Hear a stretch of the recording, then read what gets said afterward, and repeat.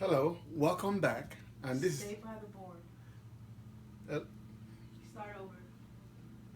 hello, welcome back. And this is the video that I've put together for you guys to give you value for some of the problems that you have in your workplace. Okay, in this video, we're gonna cover a lot of problems that you have in your workplace, and we're gonna have solutions for it. I'm gonna give you solutions for it. Okay. So, before we even go in depth, my name is Ralph Izokwe, and I'm sure you guys met me on the other video before you clicked into this video. So, what we're gonna do is the first thing we want to talk about is goals. You know, in everything in life, okay, one of the most powerful things in life is setting goals, because you set goals. It's like this. All of a sudden, let me give you an example. If, for example, you wanna buy, let's say a Camaro, any kind of car you wanna buy. As soon as you make up your mind that you wanna buy that car, what happens? All of a sudden, you start seeing that car everywhere. So that's the same concept of setting goals. So when you set goals, okay, your mind propels you, okay, towards those goals that you set. So in other words, when you set goals, what you're gonna have to do is write them down.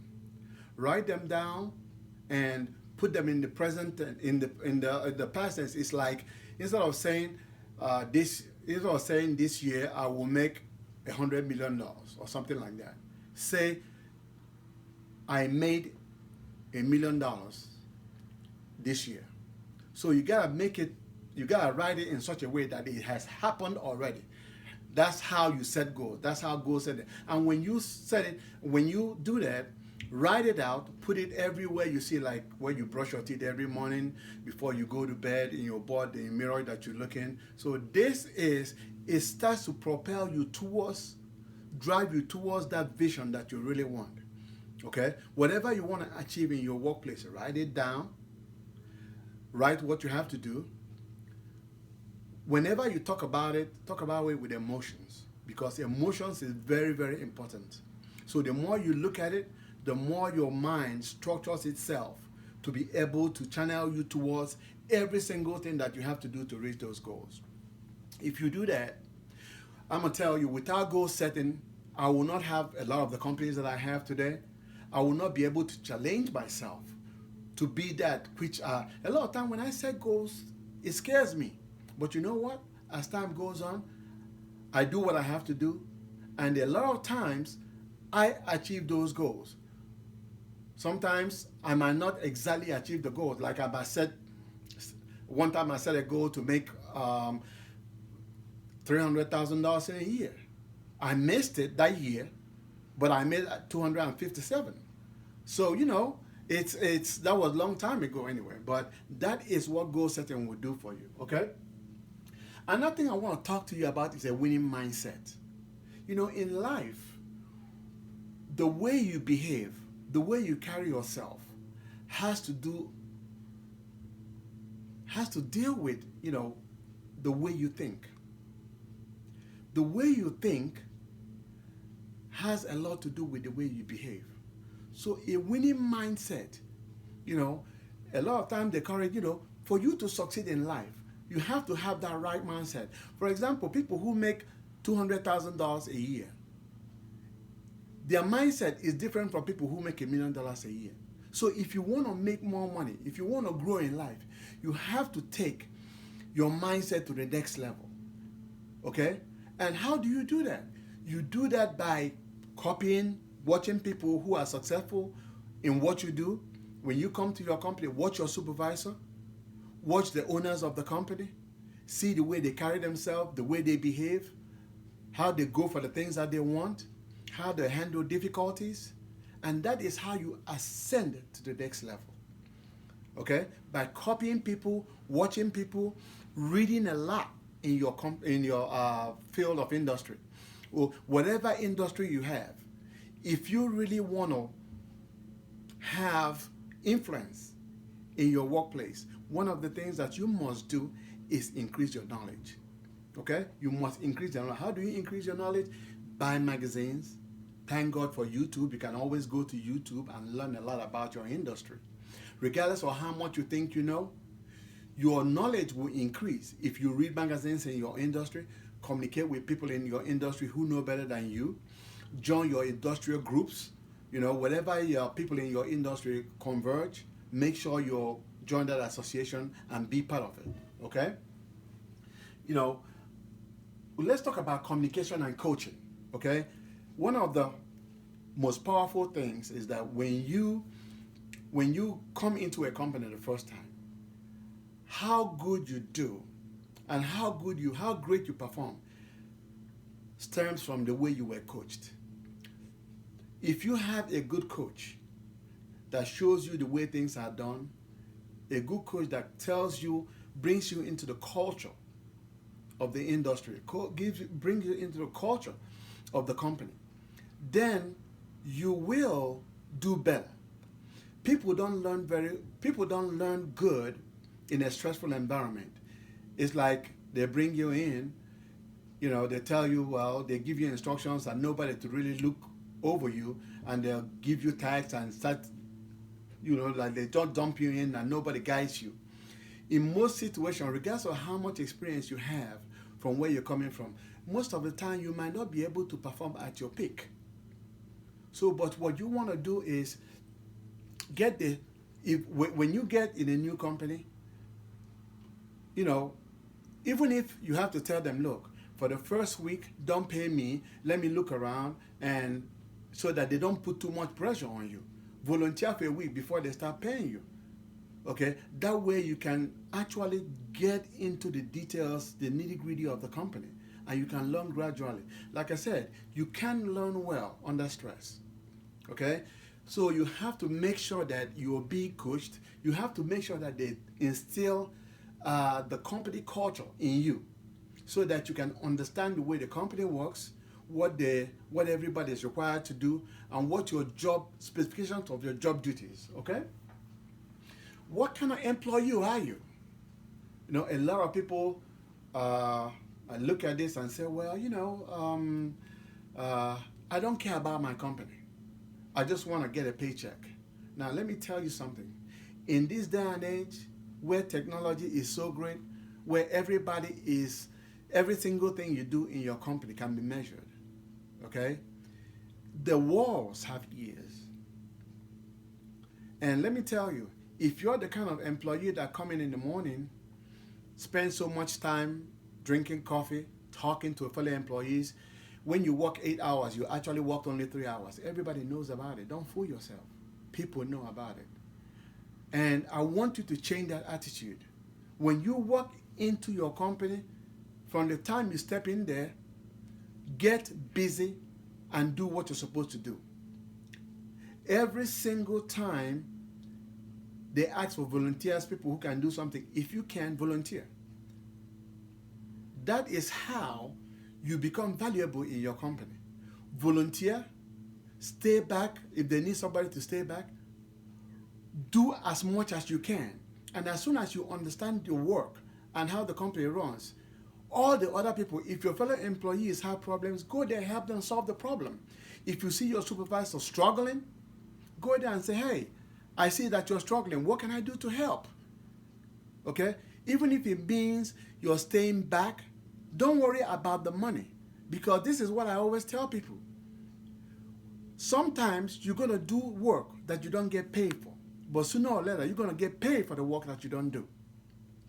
So that is how you command respect in the workplace, by helping other people, helping your supervisors, helping the owners of the company. When they are facing challenges, sit down with them and say, hey, how can I help? These are the challenges we have. Come up with suggestions on things that can be done for the company to increase productivity, to increase the structure of the company. And as you make these suggestions, people will start to pay attention to you. You are no longer one other employee. Okay, I have an employee that does these kind of things. And she's so enthusiastic. Every single time she asks for a day off, it's like almost there's something missing in the company, because she's not there to pick everybody up and do the lot of things that she does. Okay, how do you handle conflicts in the workplace? Whether you like it or not, you will have conflicts in the workplace.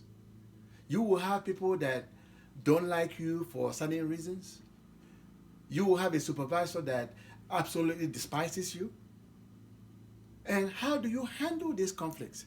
It's the same thing. The way to handle is like the best way to deal with fire is to pour water on it.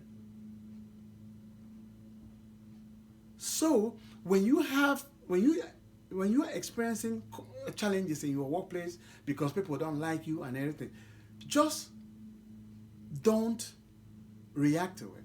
What you need to do, regardless of how much somebody doesn't like you, reach out to the person every now and then and say, hey, do you have any problems? I finished my work. If you have any problem, let me know so I can help.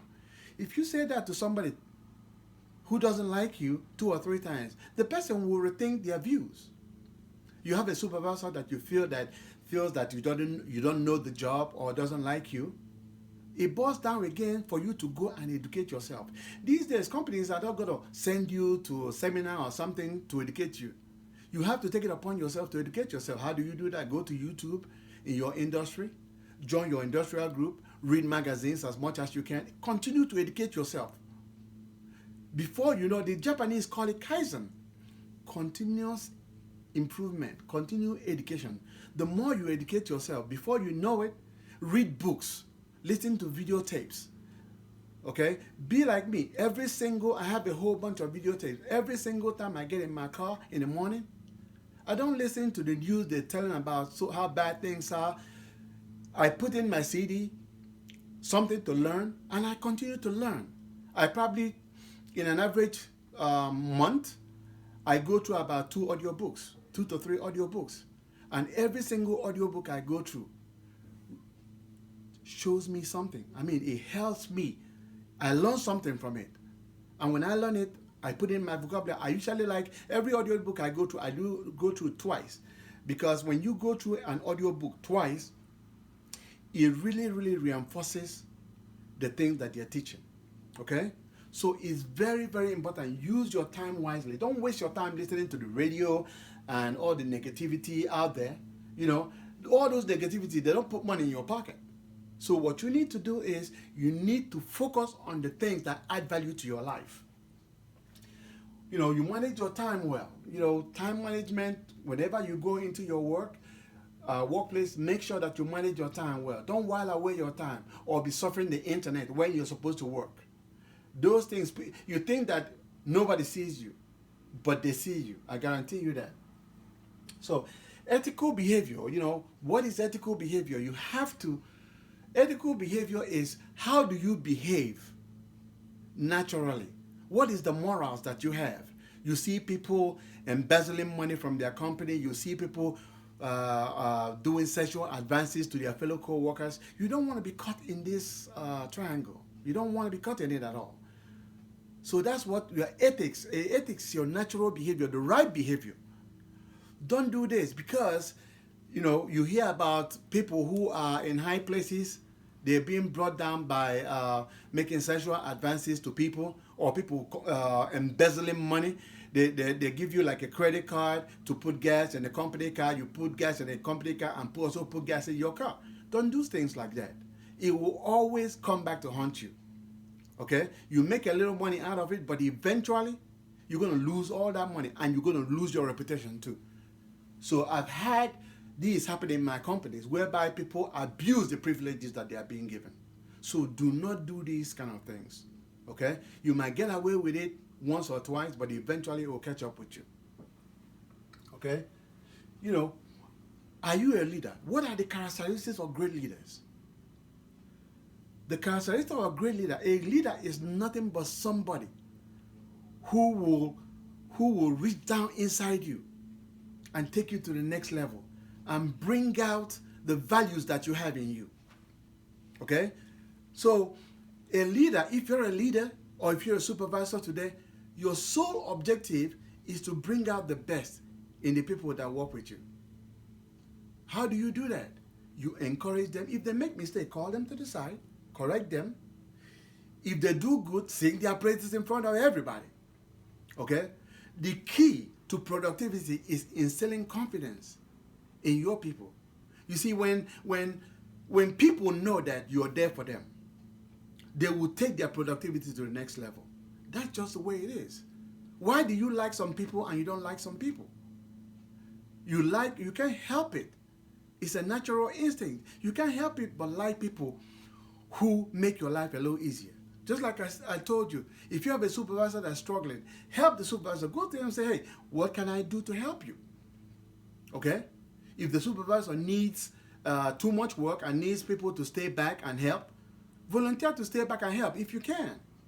So these are the things that take you to the next level and make you more profitable to company and help you add value to the company. Okay? You gotta always try to be the best that you can be. Okay? Always try to be the best that you can be in every single thing you do.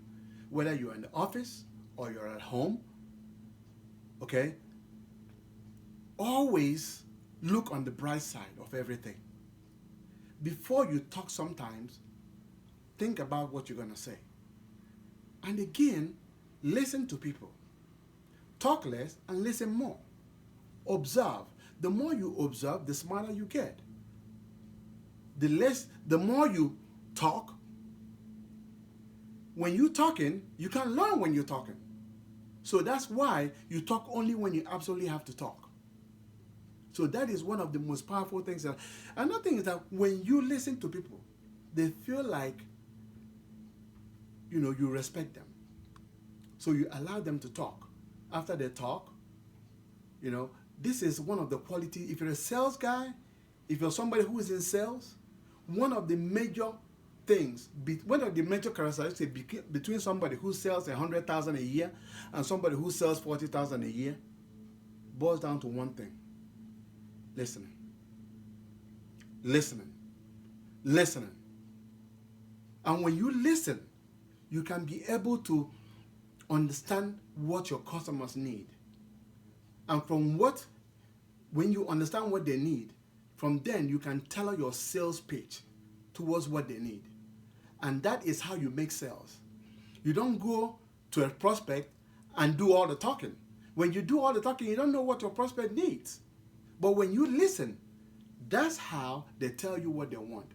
And when they tell you what they want, from there you can tailor out a good program for them and tell them what your product can do for them. And what, in life, all you want to do is add value to somebody. Add value to everybody. In this lifetime, the greatest thing you can do for anybody is find a way to add value. And that has always been my mantra. I listen, I try to understand exactly what you're saying, and I find a way to solve your problem by adding value. Because if I add value to your life, you will pay me anything I want. If, for example, now you are in great pain, you will pay any amount of money to get out of pain. If you have that money, you pay any amount to get out of pain. That's the same concept. If you're able to find something you can do to add value to somebody else's life, they will pay you for it. We've talked about listening and respect. Okay? What is the winning attitude? You always have to tailor yourself to a winning attitude, regardless of what personal challenges that you have in your life. A winning attitude is king. Your enthusiasm. Try to be enthusiastic. Regardless of what kind of personal problems you have, when you walk into the office, try to be enthusiastic. Look on the bright side of everything. Your sole objective will be to lift people up and not bring them down. That is why I have some employees that, regardless of how bad things are, we always look on the bright side. We always challenge ourselves. Because let's face it, in your personal life and in your business life or in your company's life, you will continuously have challenges. Okay? How you respond to these challenges is the difference between somebody who succeeds and somebody who fails. So, have it in your mind what you need to do. If you're a supervisor, call your people together every now and then and brainstorm. Brainstorm problems that you might have in the future. When you have a problem now, solve it before it gets bigger to the point where it's going to cost you a lot of money, a lot of time, and a lot of anguish. So what you, like I said, what you need to do is always anticipate problems. And if you cannot anticipate the problem, as soon as you have a problem, don't brush it to the side, because that problem will never go away. What you're going to have, you call your troops together, tackle the problem head on, and solve the problem. And every single time you have a problem, involve everybody in the office so that everybody feels like they belong. Everybody feels like this problem is not just for the supervisor or the owner of the company or the board of directors. It's for every single person in the company. How are we going to solve the problem? Allow people to have inputs into the way that this problem could be solved. Okay? Emotional intelligence. You know, we have to understand people. We are so much diverse. You know, every single company is like a melting pot. People from different areas, different religions, and different age groups. So you have to understand your emotions. You have to understand the way you behave. And also try to learn to understand other people. Because by understanding other people, that's how you can be able to get along with them with no frictions. Okay? Now, we've touched on a lot of things, and I have a course that I have put together. It usually costs $199, but we are running a special now because of the way things are right now. I had it for $99, but some of my staff told me that let's just make it so that everybody who needs help can get this course and be able to scale up, change their mindset, set goals, be able to achieve whatever they want to achieve in their company. So we've reduced it to $59, and this, you cannot beat this. Most of the things that I've covered for you here, I go into in-depth details. And there are some certain things I did not cover here that I feel like is very imperative that you know to be able to be an irresistible person in your company. To be able to have your employees, all the employees, eating from your hands. For your supervisor to be able to say, well, almost without him, I cannot run the company. You want to be that irresistible. I have gone into in-depth of every single book I've read, a lot of audiobook I've listened to, 25 years of experience managing people, running my companies, understanding the problems that people have. And I guarantee you that if you take this course, it's only $59. If you take this course, it will literally change your life. It will take you from the level you are right now to a level that you'll never even believe. I've had tons of testimony of people who have taken this course, and after they took the course, their life will never be the same. I almost demand that you have to take this course, because if you take this course, it will literally change your life. Don't put this off. This is an opportunity of a lifetime. It's only $59. And for $59, you will learn a lot. We go into in-depth details of every single thing I've taught you today, and much, much more. So I want you to go ahead and take this course and be a different person altogether, because that's what's going to happen. Your mindset is going to change. You're going to set new goals. Your attitude is going to be different. Your enthusiasm level is going to increase.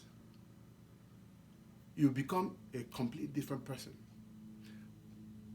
Thank you. And again, I commend you to go take the course, because it will literally change your life. Thank you.